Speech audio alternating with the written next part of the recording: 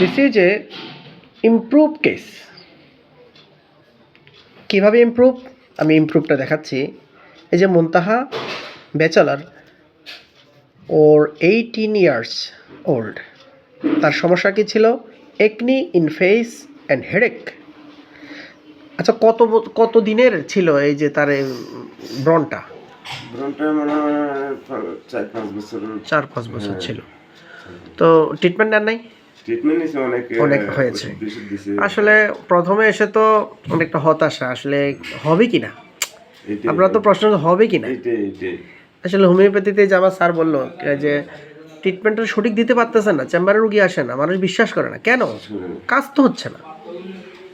তো এখন এই যে বিশ্বাসের জায়গাটা আমাদেরকে ধরে রাখতে হবে এবং গ্রো করতে হবে। বিশ্বাসের জায়গাটা ডেভেলপ করতে হবে। আমরা হোমিওপ্যাথি ডাক্তারি করি কারণ একনির উপরে তো অনেক মেডিসিন আছে, সিপিয়া, নেট্রামিউর, এগনিশিয়া, কত মেডিসিন, পালসিটিলাও আছে, ফসফরাস আছে, লাইকোপোডিয়াম আছে। তো যেটা মন চায় সেটা দিয়ে দিলে কি হবে নাকি? লক্ষণ বেজ দিতে হবে। তো ওনারই মেয়ে মুনতাহা, সে অন ক্যামেরাতে আসতে চাচ্ছে না, ফোকাস আসতে চাচ্ছে না।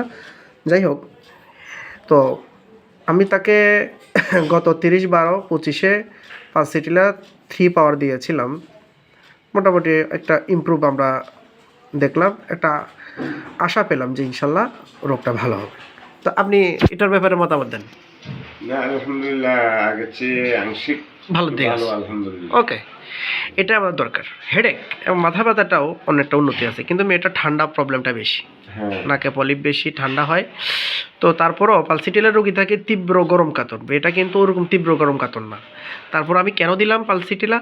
এর অর্থ হলো পালসিটিলার রোগী খুব ঠান্ডা হয়, ভদ্র শান্তশিষ্ট হয়, এবং কোনো কারণে যদি রাগও করে বুঝাইলে বুঝে যায়। এবং মেয়েটার মিনস্ট্রেশন ইরেগুলার দেখা দিয়েছে, ম্যানার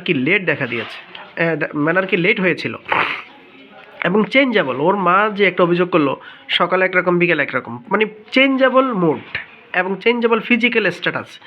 এই চেঞ্জেবল কনসোলেশন ইমিনারেশন, মাইল্ড টেম্পারমেন্ট এবং ম্যানার্কি লেট এবং মিন্স ইরেগুলেশন, থার্স্টলেস, এই প্যাটার্নটা মিলে গেল পালসিটিলার সাথে। তাই আমি পালসিটিলার প্রয়োগ করছি, আর মোটামুটি 10-15 দিনের মধ্যে একটা ভালো রেজাল্ট আসছে। তাহলে এটা যদি আমরা ধরে রাখি, তাহলে পালসিটিলে যে আমি এখন পালসিটিলে পুনরায় তাকে 4, 5, 6 পাওয়ার দিলাম 1 মাসের জন্য। তো বন্ধুরা দেখুন, আপনাকে তো আশার আলো দেখেন, বলে না মর্নিং শোজ দ্য ডে, সকালবেলাটাই আপনাকে বুঝাই দেবে দিনটা কেমন যাবে। তাহলে আমার প্রথম প্রেসক্রিপশনে যে একটা রোগী যদি ইমপ্রুভ দিকে আসে, তাহলে আমাকে বুঝাই দিল যে না, ইনশাল্লাহ ওষুধ খেতে খেতে রোগটা সেরে যাবে। এটাই হলো যে ডাক্তারি।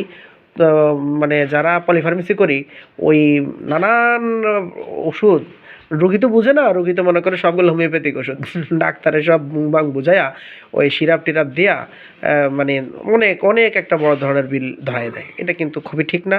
আপনি পিওর হোমিওপ্যাথি করেন, আপনি ভিজিট নেন, রোগীর কাছ থেকে বলে ভিজিট নেন, সঠিক কাজ করেন, আপনার সম্মানের রোগীরা আপনাকে ভিজিট দিবে। কিন্তু আপনি অযাচিত কাজ করবেন, ভিজিটও দেবে না, সম্মানও করবে না, হোমিওপ্যাথির বদনামি করবে। তো এগুলো আমরা কখনোই করবো না।